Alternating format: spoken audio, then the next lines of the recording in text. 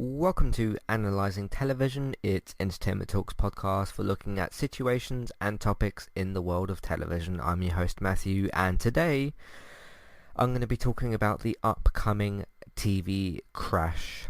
Now, what do I mean by that?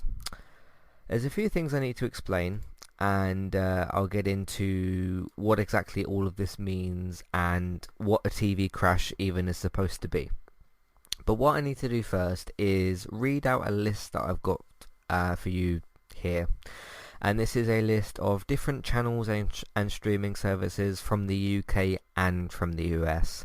I haven't gotten any, streaming services or channels from other countries because there's even more in other different countries and whatnot as well. But here's some of the big basic ones and some of the smaller ones as well. So just prepare yourself because I'm going to read out quite a few different things here from the list. So this is different channels and streaming services from the UK and from the US, some of which are available in both places, such as Netflix or Amazon or Disney, but I'm going to read out the list. HBO Max, which now consists of HBO, HBO Max and DC Universe, Netflix, Amazon, Disney Plus, ITV 1, 2, 3 and 4 and ITVB, BBC 1, 2 and 3, Channel 5, Channel 4, YouTube TV, Epix, Showtime, Apple TV Plus, Peacock, NBC, CBS, CBS All Access, Crunchyroll, Shudder, Sky/Now TV, Fox, ABC, The CW, FX, Hulu and Freeform. So I've just read out to you. I'm gonna count HBO Max as 3 because it's HBO Max and DC Universe. So 3, Netflix 4, and then 5, 6. Sorry, 1, 2, 3, 4, 5, 6, 7, 8, 9, 10, 11, 12, 13, 14, 15, 16, 17, 18, 19, 20, 21, 22, 23, 24, 25, 26. 27, 28, 29, 30, 31, 32, 33, 34. So there's 34 different channels or streaming services. Now you might guess that I counted a few things multiple times. That's because ITV have got 5 channels, ITV 1, 2, 3, 4 and ITVB. BBC have got BBC 1, 2 and 3. That's not even counting whatever CBeebies does these days. Channel 5, which does also have 5 Star and 5 USA, but okay. So there's even more. Channel 4 as well, you do also have More 4 and Film 4. E4, which is part of Channel 4, but it is a different channel. YouTube TV, I don't quite know what they do these days, but they're still a thing. Epix, Showtime, Apple TV Plus, Peacock, NBC, CBS, CBS All Access, Crunchyroll, Shudder, Sky and Now TV. Now TV is basically a cheaper version of Sky. Essentially the same thing. Fox, ABC, The CW, FX, Hulu, Freeform. So, I'm going to catch my breath for a second. So where am I going with all this? Well, let me just pose a question up front. Isn't that a bit much? Now, I want you to bear in mind as well, if you're a little bit less informed with television, I've even left a few things off the list there as well. There's probably certain US channels and streaming services and UK channels and streaming services. I mean, there's things like Dave, Alibi, Comedy Gold as well. There's things like some of the other things like MTV, VH1. All these things need content, which is true, because if these channels and streaming services don't have content, then they get shut down. Which brings me to my first point. Sure, at the end of the day, we all like options and we like choices and we watch things in different genres. This isn't even really mentioning films like sports and films as well. I'm not going to get into comics and games because that's a different thing. I'm talking about watching stuff as well. So it goes into that as well. So let me pose my next point, which is the overall discussion here, really. That is a bit too much, isn't it? Now, let me explain to you how this has happened and why. Netflix started a streaming service, and then step by step by step by step, not with every single channel, because obviously things like ITV, BBC, Channel 4, Channel 5, E4, have been around for years. But then, you had HBO, you had Netflix, Amazon, and then Disney went, hey, we'll do that. Apple went, hey, we'll do that as well. We'll do a streaming service. and then Hulu came out with their streaming service, and then CBS All Access came out with their streaming service, and then NBC came out with their streaming service, and it's all following the Netflix / HBO model in certain ways, depending on what exactly you do, because not everybody works the same way that Netflix does. You got companies like HBO, Hulu, and Peacock that work a little bit differently in certain ways. They don't all release content in the same way. You've got things like Hulu that does 3 episodes at a time and then one episode a week. You've got Netflix, which typically goes for box sets. You've got the likes of Amazon, which also do box sets, although they're experimenting like with The Boys at the moment, doing more of a Hulu type model. Then you've got HBO and Disney, who are doing the weekly stuff, and obviously HBO has been doing that for years at this point as well. And I have to kind of ask the question of, yes, we all do like options and choices, and if we don't like one show, we can quite easily move on to another, and if we don't like what one streaming service or channel is offering us, we can quite easily move to another, because as I've just read out here, there's quite a few different options, and I've left things off of this list. But I want to pose another question.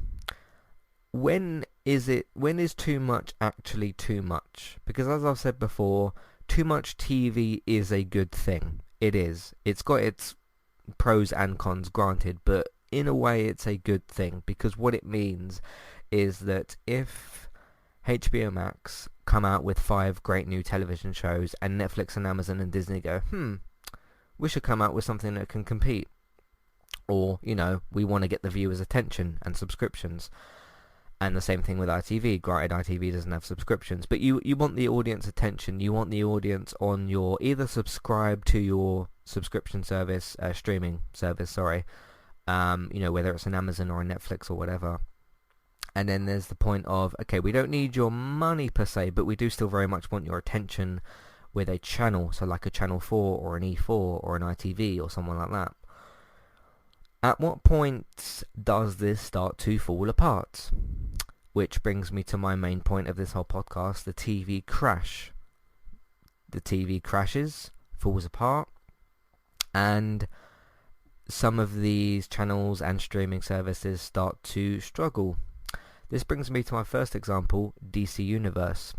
Granted, with DC Universe, you don't quite have what I'm aiming at here, but you have a example in a way of a streaming service that clearly couldn't keep its subscribers because it didn't really offer enough at the end of the day. Now, one of the obvious problems of DC Universe is it's only going to offer DC content. It's not really going to offer things like what HBO and Netflix would come out with, which is entirely original content. With Disney, you do have a little bit of a restriction as well, because you do have it tied to either Disney, Pixar, Star Wars, Marvel, National Geographic, or Fox. You're not going to see potentially as many completely original series, but you've got the world of Marvel and DC and Pixar and Star Wars and whatever to choose from. You've got a lot of choice there. I don't think Disney is going to have the problem there with that necessarily. We'll see when things get later down the line if they maybe run out of stuff, but you've literally got a full galaxy of Star Wars characters. You've got all the Marvel comics to pull from with certain characters, and then you've got Disney, Pixar, and then all of the Fox properties as well. Plus, coming out with a sentence like Disney is struggling is just absurd at the moment. So going back to DC Universe, they came out with, Titans, Swamp Thing, Doom Patrol, eventually Harley Quinn, Swamp Thing, which got cancelled for entirely different reasons. Young Justice, which saw its return, because I think Young Justice was cancelled at one point and then was kind of resurrected due to DC Universe. DC Universe didn't work out, it couldn't get the subscriptions. That's a very niche thing to go for, isn't it? Because unlike what I've just explained with Disney, DC is just DC. Now, it's interesting with DC Universe when you look at it, because it's not just DC original TV shows. It was, comic books, DC animated films, and then obviously the original DC Universe shows like Titans, Swamp Thing, Stargirl, etc.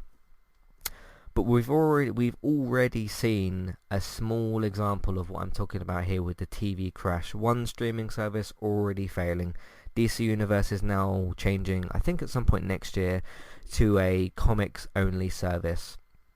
But thankfully, because of Warner and the opportunities at HBO Max, those shows, Titans, not Swamp Thing, obviously that got cancelled, Stargirl, Doom Patrol, all going to be, Harley Quinn, all going to be on HBO Max, so they will be fine.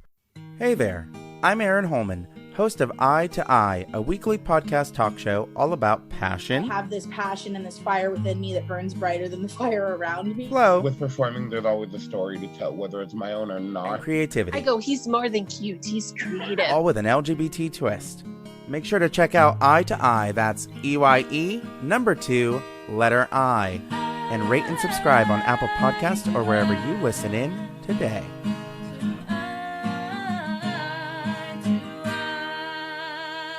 I'm Christy. And I'm Jackie. And we are Killer Fun. We explore the intersection of crime and entertainment every other week. For as long as people have been communicating, they have been talking about who did what to whom, and is that socially acceptable? Because the boundaries of society, crime, and entertainment have always gone hand in hand. The more salacious, or weird, the better. From books and movies to television shows and games, we look at how life and art imitate and inform one another. And we can't get together and not laugh. So let's face it, there's going to be laughing. Killer Fun is available anywhere you listen to podcasts, so join us.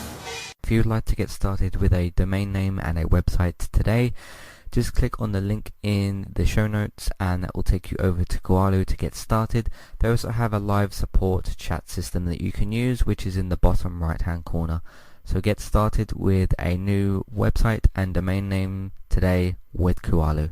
Hey everybody, if you would like to get the ad-free versions of all of our podcasts and support Entertainment Talk along the way, all you need to do is head over to patreon.com/entertainment talk. Sign up either as a creator or as a Patreon, there's no difference there. That's just the option for either becoming a creator now or just staying as a patron for the moment. And then all you need to do is support us at the $1 level tier. That will get you access to all of the ad-free podcasts that we've done in the past, and get you access to all the ad-free podcasts in that month as well. So it's a great way to support us on Entertainment Talk and to get rid of the ads and get your ad-free podcasts. You can also become a patron at the $3 level tier. That gets you access to ad-free podcasts and allows you to redeem a review of a TV show or a film of entirely your choice. That's one per month for either a TV show or a film review, which is at the $3 level tier. As always, thank you very much for listening. Back to the show. So that's just one example of already from one of the things that I've listed here with DC Universe, one of them has struggled. Going back to my original point of when is too much actually too much. Now, you look at what some of these businesses must be considering, because I don't know how you could be considering it. The time and money that your audience has got. And I'm not just talking about, okay, fair enough, when your audience goes to have their time with films and TV and whatever, you want to do as much as you can to pull them towards you. But a lot of different people are in a lot of different situations. Some people have got, one or more kids, and then a wife, and then, a full-time job. So they obviously have less time. You've got people that have a bit more free time as well. People that are maybe single, living alone or whatever, and have a bit more money. Maybe they can subscribe to a few more streaming services and have a little bit more time to watch certain things. You've obviously got TV, I don't like this phrase, but TV critics, YouTubers, podcasters, writers, bloggers, whatever you want to call that section. Well, literally me, because I'm a podcaster. I'm literally making a podcast right now. That you've obviously got that section of the audience that either they have YouTube or podcasting or writing as a hobby, or it's somewhere in the middle between a hobby and a full-time job, or it's a full-time job. Obviously that section of the audience, your Alan Sepinwalls, if you will, of the world, they're going to have more time for that sort of stuff because it's part of their job to watch, analyze, review, rank, whatever the content would be, these different shows. So that's another different scenario. So you look at someone like a TV, I really don't like the term critic. I think it's old and stupid. The reviewers of the world, and then you look at somebody with not necessarily an office job, but a job that doesn't require you to watch or review television, that person is fundamentally going to have less time than a TV reviewer. They are, because it's just going to be the situation of their life. And there's all sorts of people in between those, different sections of audience. So already, what I'm talking about here is time for competition. And again, when you look at did I say 34 earlier? The 34 different things available to watch TV on. There's a certain section of the audience that you've got to try and grab them TV wise. One of the other things I wanted to look at is, okay, so let's go over to one of the busier networks here, streaming services, Netflix. Netflix does on average release, I would say, 3 to 5 new either films combined with TV shows every week. They do actually do that. They just don't get the chance to promote everything that they would, because you'd be quite surprised if you had a good look through Netflix. You'd be surprised of the new TV shows and films that you'd find. There is probably more on there than what you think there actually is. Although some of the audience may be more aware of that, I don't know. So let's say Netflix alone. There's already quite a lot there, isn't there? From the years of, you look at something like Orange is New Black and House of Cards, these series that have been running 7-8 seasons. That's already quite a lot of time. You're talking 13 episodes a season. That's an awful lot of time. And then you get on to some of the shorter-lived things, or some of the cancelled shows, or whatever, or some of the things that haven't been around so long. So like Stranger Things, 3 seasons at the moment. Or you've got things like Cursed or The Witcher, 1 season each. It's still time at the end of the day, isn't it? And that time is obviously going to bring you over to your next month of subscription service. Can you afford Netflix that month? Maybe, maybe not. Is HBO Max offering you something better? Is Amazon offering you something better? Have you seen The Mandalorian yet? WandaVision's coming out soon. Channel 4's got Rick and Morty. E4's got whatever E4's got. YouTube TV's doing something. ITV's got The Des Show. It's good. All of this, it is getting to a point where it's going to be too much. It is, and that's going to go back to the original point I was making. It's going to go back to a TV crash.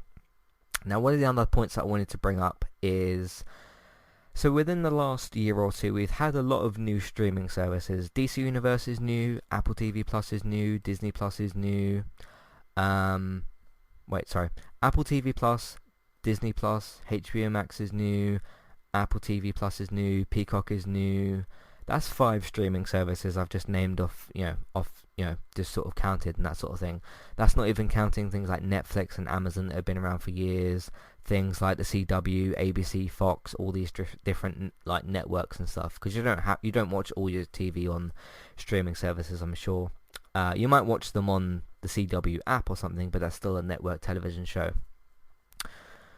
When you take a look at the sheer amount of streaming services and channels that are out there, and how much they're offering you, and because some of these are new, like the ones that I've just mentioned, Apple, Disney, Peacock, DC Universe, HBO Max, which is kind of part of the same thing, Apple TV Plus, Peacock, and everything else.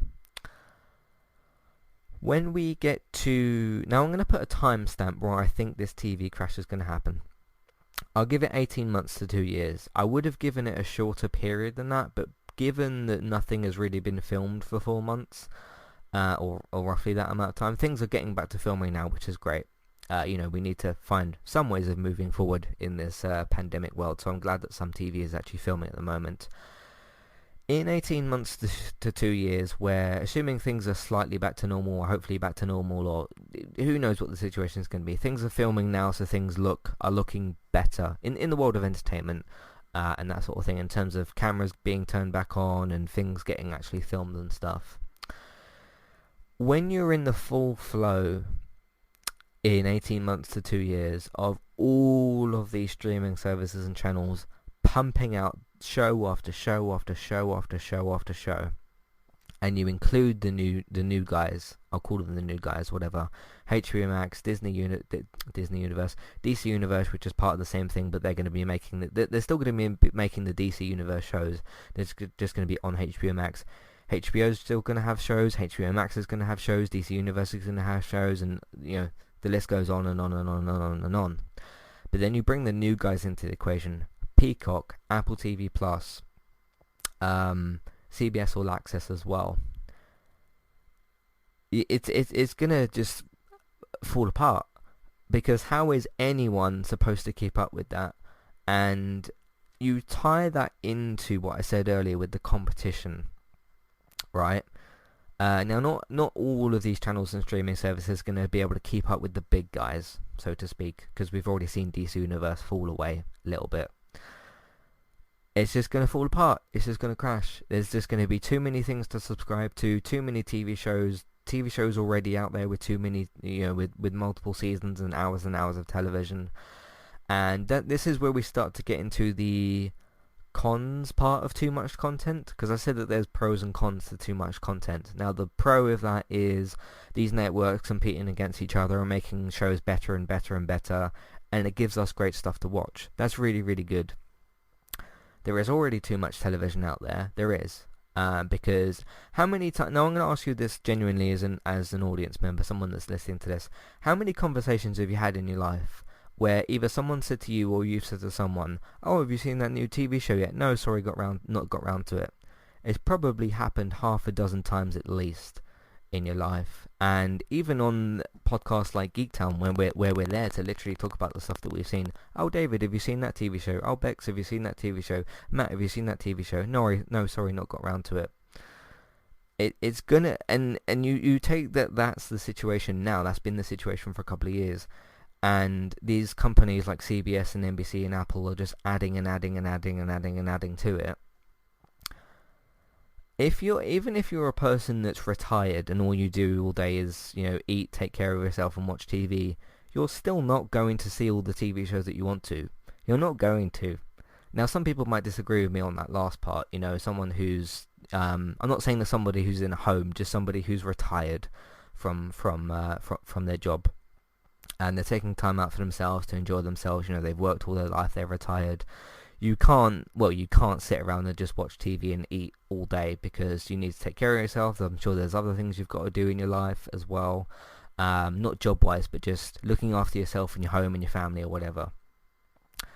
You're still not going to have enough time for all of that, which brings me back to my original point, the TV crash. It's going to happen. Now, it's interesting because I've heard rumours in the past about Google eventually is going to come out with their own TV streaming service. We don't need it. We don't need it. Do we really need that when we've got all of this in front of us? And just on a little sort of side note of all this, given everything I've just talked about for the last 20 minutes, it blows my mind every time someone says, "Oh, there's nothing to watch." What? Like, I get it, opinions, you might only want to watch certain things, you might only be into certain things, but surely in this massive world of all the streaming services and channels that I've just read out, surely there's got to be at least one show you can find that you can watch. You just need to have maybe a better look around, I suppose. I don't know. I'm just always baffled by when somebody says that, but... Yeah, anyway, I think I've made my point here. If you understood what I meant by all that and sort of can see what I'm talking about here. And one other sort of last question I have is there more streaming services and channels on the way that we don't know about yet? I did hear a few years ago, actually, this mustn't have come around, but I heard that FX at one point was going to do a premium streaming service. This was about 4 or 5 years ago, so maybe it just didn't happen. Because FX it's a cable channel or a premium cable channel, I think. But I heard that they were going to come out with like an Amazon Netflix style monthly subscription service when they're already kind of part of cable. They were sort of going to maybe do what CBS and NBC have done, which is CBS All Access and Peacock. We just don't need it. So yeah, I've wanted to talk about this for a while, but never really sort of got round to it or sort of fully formed what I want to talk about. But just trust me on this. 18 months to 2 years, or maybe even sooner. Who knows? I don't know. Like it's difficult to maybe judge necessarily. I would have said 6 months to a year, if this pandemic hadn't have happened. Sorry. And cameras were on for 4 months filming things. So, but there you go. I think I've talked enough and talked for long enough. I don't feel like there's anything else I need to explain or really talk about. I think I've explained all my points. But if you have got any thoughts, feelings, questions, comments, or maybe concerns, is there a big TV show you still haven't got to? Well, good luck, I suppose. Yeah, I mean, I'll give you a really quick, small example, right? David Tennant, I think he's one of the best actors alive today. That Dead show on ITV, which came out a couple of weeks ago, I still haven't seen it because I just haven't got around to it yet. I can't wait to watch it. I'm really, really excited. I think David Tennant is incredible, and you could pretty much tell me, okay, Matt, he's in this TV show. You wouldn't have to explain to me what it is. I'd probably watch it because he's in it. Yeah, just another example of that situation. So, but like I said, sorry, if you've got any thoughts, feelings, questions, comments, or concerns about anything related to the TV industry or anything related to Entertainment Talk, Matthew at entertainmenttalk.org, Twitter eTalkUK, there's a contact page and information in your show notes. I think I'm right about this. I could be wrong about this. I sort of don't want to be right about this, but I sort of do in a relaxed scenario of this where we've got too much TV but not like to where it crashes. So we'll see. But anyway, Matthew at entertainmenttalk.org, Twitter eTalkUK, contact page, information in your show notes as well. So please let me know your thoughts. That's episode 2 of Analysing Television. I wasn't going to do this today, but I just did the main night podcast, and I was on the laptop anyway, and I was kind of pumped up and ready to go to do this one because I was just excited to talk about this. So we'll see how things play out in the world of television. And until then, I'll see you next time. In the meantime, you can find everything that we've got on entertainmenttalk.org. If you like to support the podcast and support Entertainment Talk, we're on Patreon. You can check out the $1 and $3 level tiers for instant podcast, ad-free podcast, and review options. Amazon affiliate link. That's where you can buy stuff on Amazon. We can get a small cut. It won't cost you extra. iTunes feeds. Please rate, review, subscribe to those. Just search for Entertainment Talk on your favourite podcast platform. David's also on iTunes through Geektown as well for your up-to-date, reliable TV and film news. So if you'd like to know if, when, and where, or what streaming service is next, or just anything related to the world of television and film, David's got you covered on geektown.co.uk.